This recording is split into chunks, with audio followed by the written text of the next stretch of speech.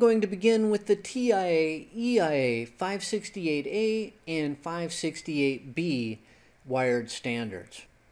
The TIA EIA 568A and 568B standards deal with twisted pair wires. These are the two cable pinout standards that are regulated by the TIA EIA. That's the Telecommunications Industry Association Electronic Industries Alliance. The pinout standards specify the ordering of the wires to ensure that proper networking communication can take place. The T568A standard is white, green, green, white, orange, blue, white, blue, orange, white, brown, brown. On the other hand, the T568B standard is white, orange, orange, white, green, blue, white, blue, green, white, brown, brown. All modern Ethernet networks that utilize unshielded twisted pair, UTP, or shielded twisted pair, STP, should use the TIA EIA standards. As a quick refresher for twisted pair wiring, here are some common tools that you will need. There are wire strippers. These are used to remove the insulating jacket from the cable. Then there are crimping tools. These are used to secure the wires into modular connectors. Then there are punch-down tools. These are used to secure wires into punch-down blocks. And finally, there are cable testers. These are used to test the integrity of the network cables that you've just created. With that covered, let's move on to Ethernet standards. First up are distance limitations. Twisted pair copper wire is limited to 100 meters without a repeater unless otherwise stated. Coaxial LAN cabling is limited to either 185 or 500 meters depending upon the coaxial cable that is used. As an example, a 10-base-2 coaxial network uses RG58 and is limited to 185 meters in length. On the other hand, a 10-base-5 coaxial network using RG8 is limited to 500 meters. With fiber optics, LAN transmission is limited by the cable type that is used.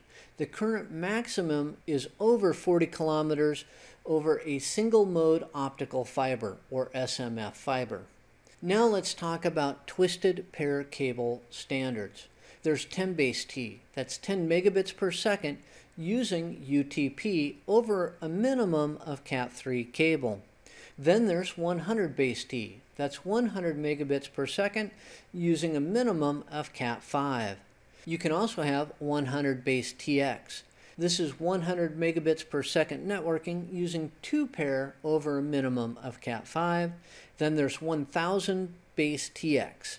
This is 1 gigabits per second networking using 2 pair over a minimum of Cat5e cable. Then there's 10G-base-T. That is 10 gigabits per second networking using a minimum of Cat6, but it's only good for 40 meters. Finally, there's also 10G-base-T, that's 10 gigabits per second networking, using a minimum of Cat6a cabling, but that's good for up to 100 meters. Now let's move on to the multi-cable standard, and that's 1000-base-X. Under this standard, there's 1000-base-SX, which is 1 gigabit per second networking over a short distance multi-mode fiber, and it's usually less than 2 kilometers. Then there's 1000-base-LX. This is 1 gigabits per second networking over long distance single mode fiber, and it's usually a greater span than 2 kilometers. And finally, there's 1000-CX. This is 1 gigabits per second networking over a coaxial cable that can be up to 25 meters long. Now let's talk about 10 gigabit networking. First up, there's 10G-base-SR over multi-mode fiber, and it's good for up to 300 meters. Then there's 10G-base-LR over single-mode fiber, which is good for up to 10 kilometers. Then we have 10G-base-ER, which is over single-mode fiber, and it's good for up to 40 kilometers. Then we have 10G-base-SW. This runs over MMF, and it's good for up to 300 meters, and it's used on a wide area network. Then there's 10G base LW, which runs over SMF up to 10 kilometers, and it's also used in a wide area network. And then there's 10G base EW, which runs over single mode fiber for up to 40 kilometers, and again on that SONET type WAN network. Then there's 10G base LX4, which runs over single mode fiber, and it's good for up to 300 meters. Then there is 10G base LX4 over multi-mode, which is over multi-mode fiber, which is good for up to 10 kilometers. And finally, there is 10G base CX4. This runs over InfiniBand copper cabling, and it's good for up to 15 meters. It's time to conclude with some other standards. First up is DOCSIS, or Data Over Cable Services Interface Specification.